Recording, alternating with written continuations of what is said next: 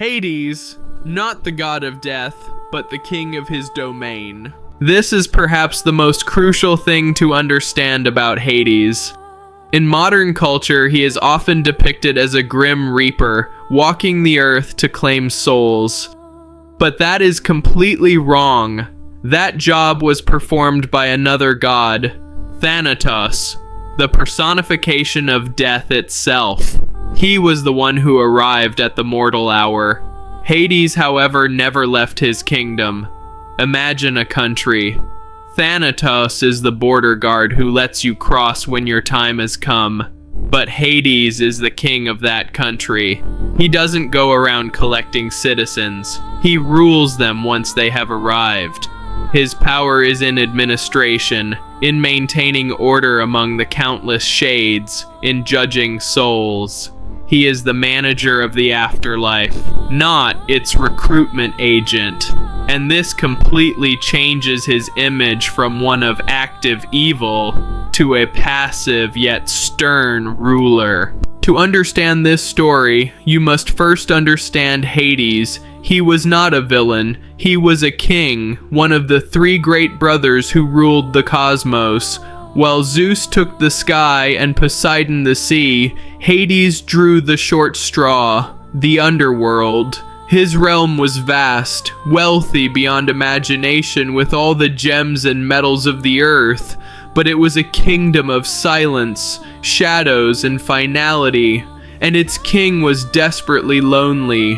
From his dark throne he would sometimes gaze upon the world above, a world teeming with life he could never be a part of. And there, in a sun-drenched meadow, he saw her. Kor, the maiden of spring, daughter of the harvest goddess Demeter. She was the embodiment of life itself, radiant and joyful, surrounded by flowers that bloomed in her footsteps. Hades fell in love, deeply and completely. But he knew Demeter, the fiercely protective mother, would never allow her daughter, the symbol of life, to marry the Lord of the Dead. So, he went to his brother Zeus, and they forged a plan. One day, as Persephone was gathering flowers with her nymph companions, she spotted a single, impossibly beautiful narcissus flower planted there by Gaia at Zeus's request. As she reached down to pluck it, a tremor shook the ground. The earth itself split open, and from the dark chasm, the king of the underworld emerged in his golden chariot, drawn by 4 black, immortal horses. He swept her up before she could even scream. The chasm closed, and the world above was silent again, as if nothing had happened. She was gone. Demeter's grief was cataclysmic. She searched the earth for 9 days and 9 nights, carrying torches, her heart breaking. When she learned the truth of the abduction from Helios, the all-seeing sun, her sorrow turned to rage. She, the goddess of the harvest, abandoned her duties. The crops withered, the fields turned barren, and a cold, relentless winter fell upon the earth. Humanity was starving, and the gods were no longer receiving their sacrifices. And what of Persephone? Down in the gloom and majesty of the underworld, something remarkable happened. Hades did not treat her as a prisoner. He treated her as a queen. He showed her the vast hidden wealth of his kingdom. He gave her dominion over the souls of the dead. He loved her. And the girl, Kor, began to transform. She was no longer just the maiden of spring. She became Persephone, the formidable, respected, and even feared queen of the underworld. She found a power and a purpose in this dark kingdom that she never knew in the sunlit fields above. She brought a touch of grace to a realm of shadow, but the crisis on Earth could not be ignored. Zeus knew he had to act.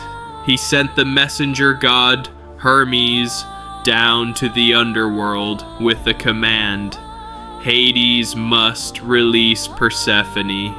Hades, bound by the command of Zeus, agreed. He would let his queen go, but before she left, he made one last clever appeal. "My queen," he said gently, "you must be hungry after all this time." He offered her a pomegranate, dark and glistening, perhaps out of love, perhaps out of a newfound connection to her kingdom, or perhaps simply out of hunger. She took it. She ate just a few seeds, some say 3, some say 6, and with that, her fate was sealed. An ancient law of the cosmos states that anyone who consumes the food or drink of the underworld is forever bound to it.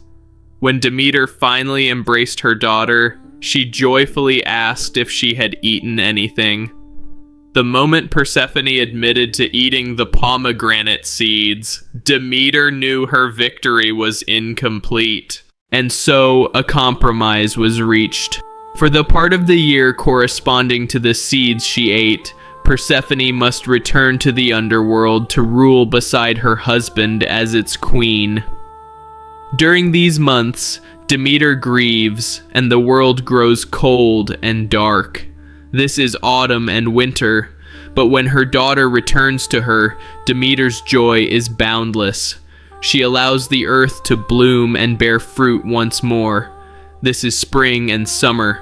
This myth is so much more than a simple abduction story.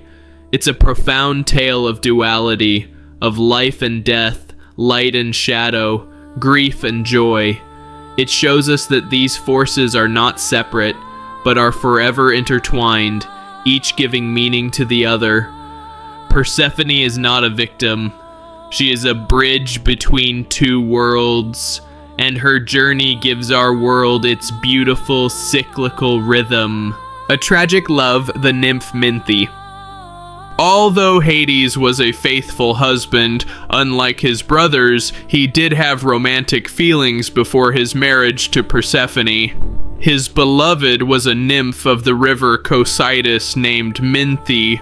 When Hades brought a new queen, Persephone, to his kingdom, Minthe could not accept it. She began to boast loudly that she was far more beautiful than Persephone, and that Hades would soon leave his new wife and return to her. These words were heard by Persephone. In a fit of jealousy and rage, she found Minthe and trampled her, turning her into an unremarkable plant. Hades could not undo his wife's curse, but his heart still held a tenderness for his former love. He gifted the plant she had become with a strong, gentle, and beautiful scent. Thus, the mint plant was born. It is a story of deep feelings, jealousy, and melancholic memory. Respect for strength. The visit of Heracles. When the strongest hero in Greece bursts into your home, you might expect a fight. But Hades is not Ares. He is a ruler who thinks strategically. The 12th labor of Heracles was to bring Cerberus, the hound of hell, to the surface. Heracles descended into the underworld and appeared directly before the throne. Instead of engaging in a battle that could have shaken the foundations of his kingdom, Hades listened to the hero. He respected his courage and divine parentage, and he offered a deal worthy of a king. You may try to take my dog, but only on one condition. You must overpower him with your bare hands, using no weapons. With this, Hades simultaneously preserved his honor, gave the hero a true challenge, and obeyed the will of Zeus. This is the act not of an enraged monster, but of a wise and pragmatic monarch. The power of the three brother gods was founded on the artifacts forged for them by the Cyclopes during the war with the Titans. Zeus received thunderbolts, symbolizing his power over the sky. Poseidon received the trident, with which he could shake the earth and sea. And what about Hades? He received the Kuni, the helm of darkness, or as we know it, the helm of invisibility. This artifact was a perfect metaphor for his realm. Hades means the unseen one. His kingdom is hidden from the eyes of the living. The helm was not a weapon for cowardly attacks. It was a symbol of his hidden, mysterious power. And Hades was not greedy. He understood when his power could serve the cause of order in the world of the living. That is why he lent his helm to the hero Perseus, and this aid allowed him to defeat Medusa the Gorgon. This is the act of a god who understands his role in the cosmic balance. The keeper of treasures, the riches of Plautos. Why did the Greeks fear the name Hades so much? They believed that by saying it aloud, one could attract his attention and hasten one's own death. Therefore, they used euphemisms or nicknames, and the most popular one was Plutos, which means the rich one. This name had a dual meaning. Firstly, Hades was the lord of all the countless treasures hidden within the earth. Gold, silver, precious gems, all of it belonged to him. Secondly, he was also associated with another kind of wealth, fertility. Seeds sprout from beneath the earth, yielding harvests. Thus, by addressing him as Plautos, people hoped not only to avoid death, but also to gain the favor of the god upon whom their prosperity depended. He was not just the king of the dead, but also the silent guardian of all the world's riches. The story of Orpheus. When the great musician Orpheus lost his wife Eurydice, his grief was so boundless that he dared to do the impossible, descend into the realm of the dead while still alive. They say that his song about love and loss was so beautiful that even the ruthless Furies, goddesses of vengeance, wept iron tears. Hades himself, Lord of the Shadows, was moved. He did something he had never done before and never did again. He allowed the soul to return to the world of the living. His only condition, not to look back, was a test of faith. And the fact that Hades made such an exception shows that beneath his stern exterior lay a heart capable of compassion. If you ever doubted how much Hades valued his wife, this myth will dispel all uncertainty. The hero Theseus and his friend King Pirithous were known for their audacity.